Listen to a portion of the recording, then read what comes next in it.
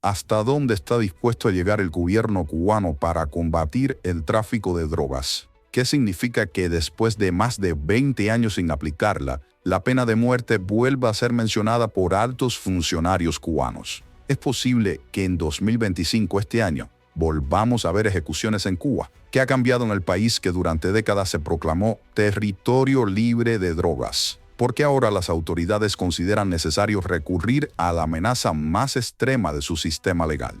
Estas preguntas inquietantes surgen tras unas declaraciones que han pasado casi desapercibidas, pero que podrían marcar un antes y un después en la política antidroga cubana. Hay sanciones de 4 a 10 años, pero también se prevé la sanción perpetua de libertad y hasta la pena de muerte.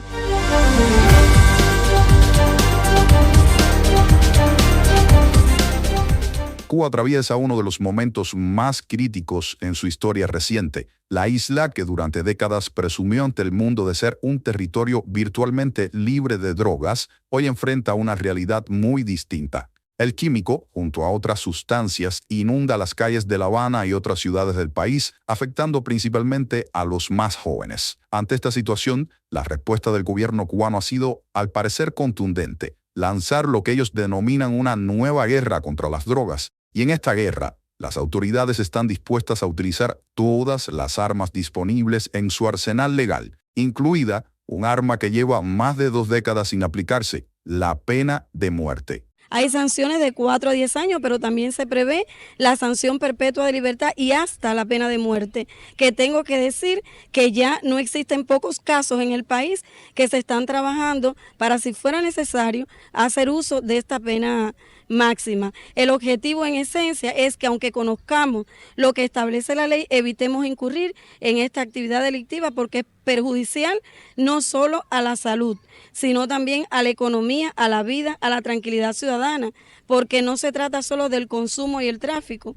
De estos hechos también derivan actos violentos que afectan la vida de seres humanos que se determinan a cometer el delito o son víctimas de sus comisores. Estas palabras, pronunciadas por Moraima Velázquez Romero durante un conversatorio sobre prevención contra las drogas en Guantánamo, han encendido todas las alarmas. Por primera vez en años, una alta funcionaria del sistema judicial cubano menciona abiertamente la posibilidad de aplicar la pena capital por delitos relacionados con el narcotráfico. ¿Qué significa esta amenaza? ¿Por qué surge precisamente ahora, en 2025? ¿Es realmente la solución al problema de las drogas en Cuba?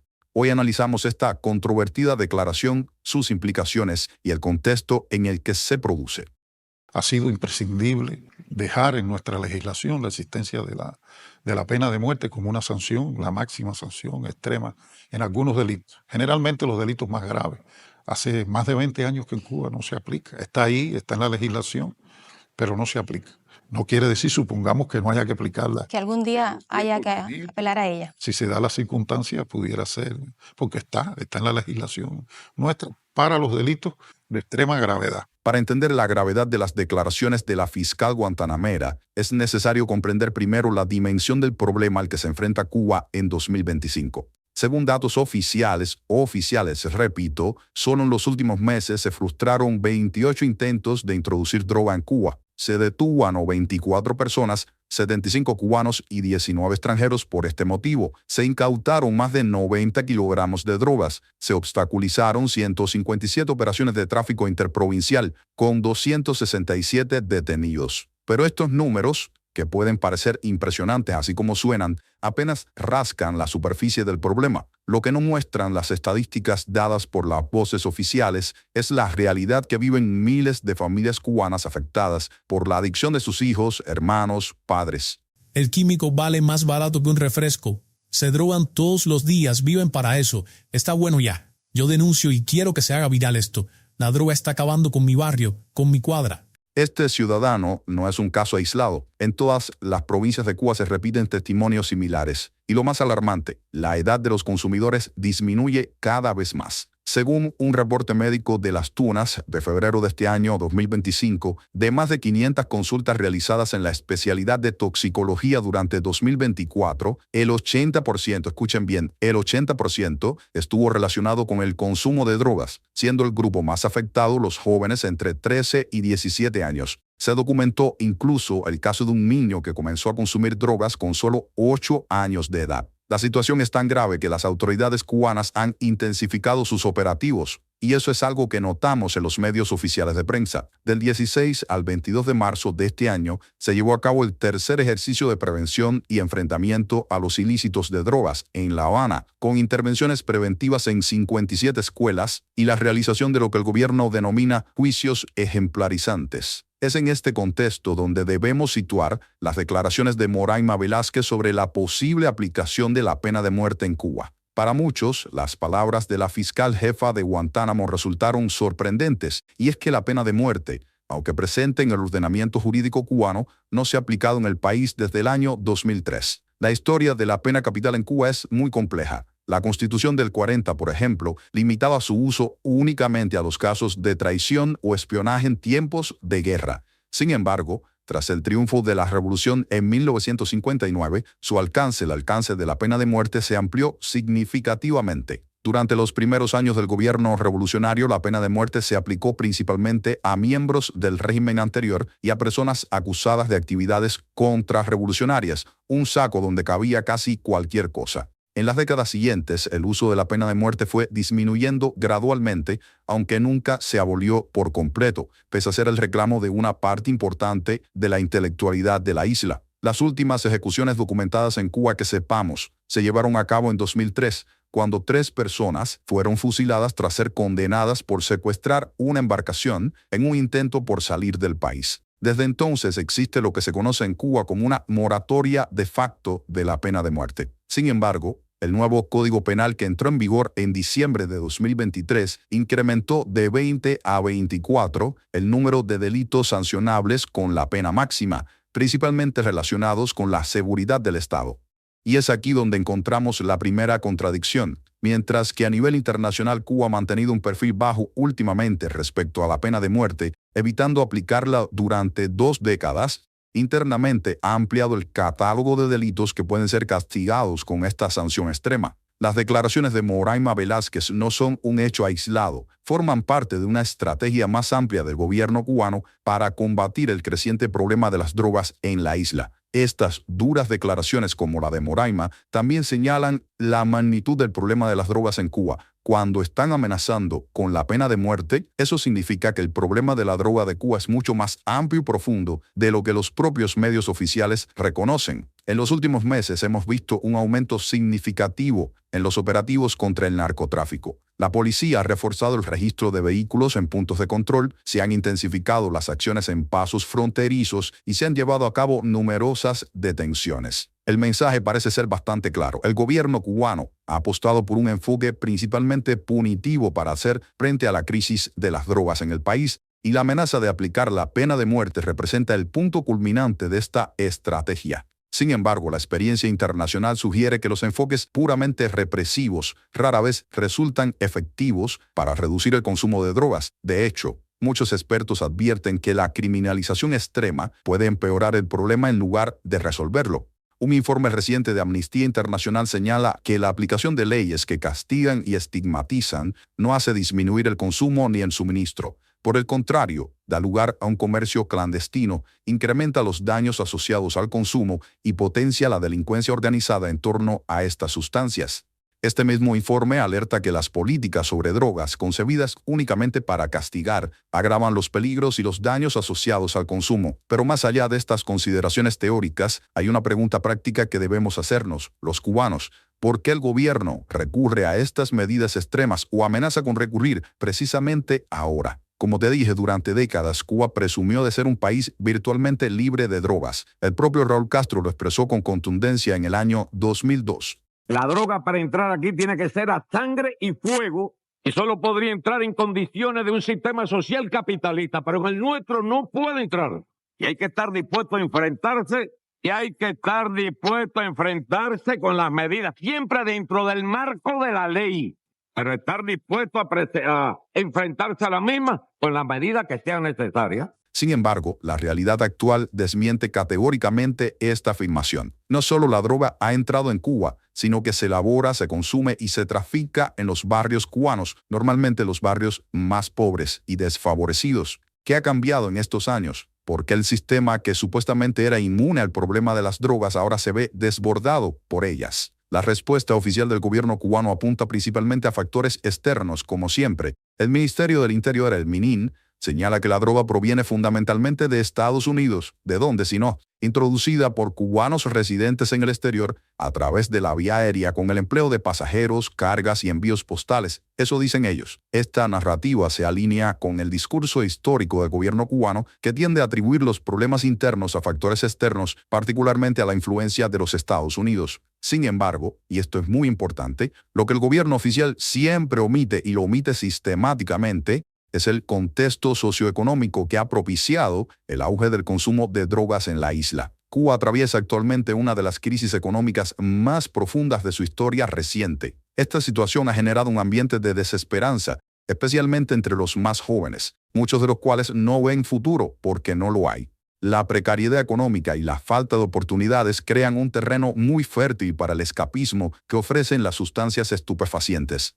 Mientras el gobierno cubano intensifica su enfoque punitivo de castigo, incluyendo la amenaza con la pena de muerte, otra dimensión crucial del problema recibe mucha menos atención: la prevención y el tratamiento de las adicciones. Y todos sabemos que la crisis generalizada que vive Cuba ha afectado severamente a su sistema de salud, tradicionalmente uno de los orgullos del sistema. Esto incluye los servicios dedicados al tratamiento de las adicciones. Si no hay recursos para sacar una muela, para operar una verruga, imagínense ustedes si va a haber recursos para el tratamiento gratuito y para la sociedad cubana de las adicciones. De acuerdo con datos oficiales de la ONEI, la Oficina de Estadísticas Cubana, en 2023 en Cuba había 731 médicos especializados en tratamientos de las adicciones, un 30% menos ese año, en 2023, que los 1.054 reportados en 2021. Esta dramática reducción en apenas 2 años refleja la crisis de personal que enfrenta el sistema de salud cubano,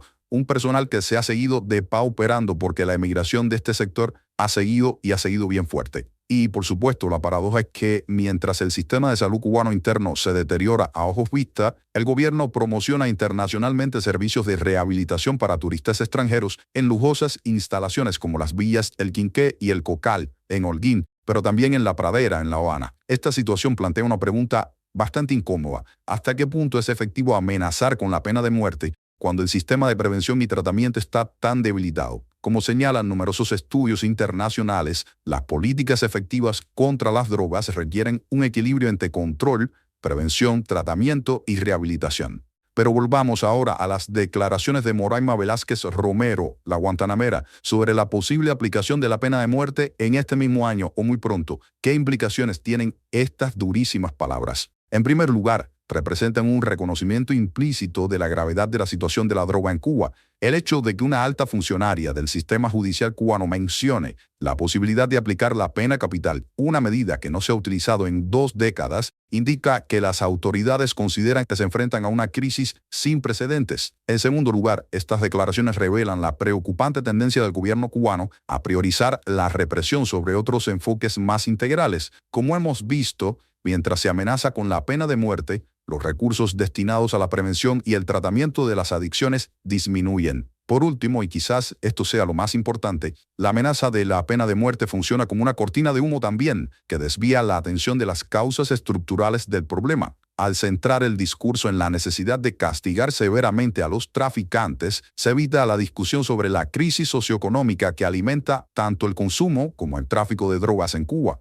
Es importante señalar que las ejecuciones de 2003, las últimas realizadas en Cuba, al menos las últimas de las que tenemos noticia, ocurrieron en un contexto político muy específico y tuvieron una clara intención disuasoria. Sin embargo, no lograron resolver los problemas de fondo que llevaron a esos hechos. El discurso oficial cubano presenta la pena de muerte como una herramienta de defensa necesaria. Como señaló Rubén Remigio Ferro, presidente del Tribunal Supremo Popular, la tenemos que tener ahí como un elemento de defensa de nuestra sociedad, como defensa de nuestro Estado, de nuestra revolución, frente a las gravísimas amenazas en las que permanentemente vivimos y también para la tranquilidad ciudadana. Sin embargo, la experiencia internacional demuestra que no existe una correlación clara entre la severidad de las penas y la reducción de los delitos relacionados con las drogas. Países con legislaciones extremadamente punitivas, incluyendo la pena de muerte como Irán, Arabia Saudita o Singapur, continúan enfrentando problemas significativos de tráfico y consumo de drogas. Frente al enfoque principalmente punitivo que ha adoptado el gobierno cubano, ¿qué alternativas existen para abordar la crisis de las drogas en la isla? Quizás el elemento más importante sea reconocer la verdadera naturaleza del problema. Las drogas no son simplemente una amenaza externa que se infiltra en una sociedad por lo demás perfecta. Su proliferación es síntoma de problemas más profundos: desesperanza, falta de oportunidades, crisis del tejido social, vaciamiento del Estado, corrupción estatal y de las autoridades. Amenazar con la pena de muerte puede generar titulares impactantes y proyectar una imagen de firmeza, pero no aborda estas causas subyacentes. De hecho, puede desviar recursos y atención de las soluciones que realmente podrían marcar la diferencia. En marzo de 2025, ahora, mientras el gobierno cubano anuncia la creación del Observatorio Nacional de Drogas, que comenzará a operar en julio, y se realizan operativos espectaculares contra el narcotráfico, miles de jóvenes cubanos continúan consumiendo el químico y otras sustancias, no porque desconozcan sus consecuencias legales, sino porque la realidad en la que viven les ofrece pocas alternativas. La historia de la lucha contra las drogas en el mundo está llena de ejemplos de sociedades que intentaron resolver el problema únicamente a través de la represión, solo para descubrir que este enfoque por sí solo está condenado al fracaso. Cuba se encuentra ahora en una encrucijada. Puede continuar por el camino de la criminalización extrema, que podría culminar en la aplicación de la pena de muerte otra vez, o puede reconocer la complejidad del problema y adoptar un enfoque más integral y más humano. Lo que está en juego no es solo la efectividad de una política pública, sino el futuro de miles de jóvenes cubanos y sus familias. Como sociedad debemos preguntarnos, ¿es realmente la amenaza de la pena de muerte la respuesta que queremos dar a un problema que en su raíz es de vida? Antes de despedirnos, queremos invitarte a participar en esta conversación tan importante. ¿Crees que la amenaza de la pena de muerte reducirá el problema de las drogas en Cuba? ¿Has visto personalmente los efectos del químico u otras drogas en tu comunidad? ¿Cuáles consideras que son las verdaderas causas del aumento del consumo de drogas en Cuba? ¿Qué soluciones alternativas propondrías para enfrentar esta crisis? Déjanos tus respuestas en los comentarios. Tu perspectiva es importante para enriquecer este debate que nos afecta a todos como cubanos. No olvides suscribirte a nuestro canal y activar las notificaciones para no perderte nuestras próximas investigaciones. Y si te pareció útil este análisis, compártelo con tus amigos y familiares. Nos vemos en el próximo video de Noticias Cuba. Chao.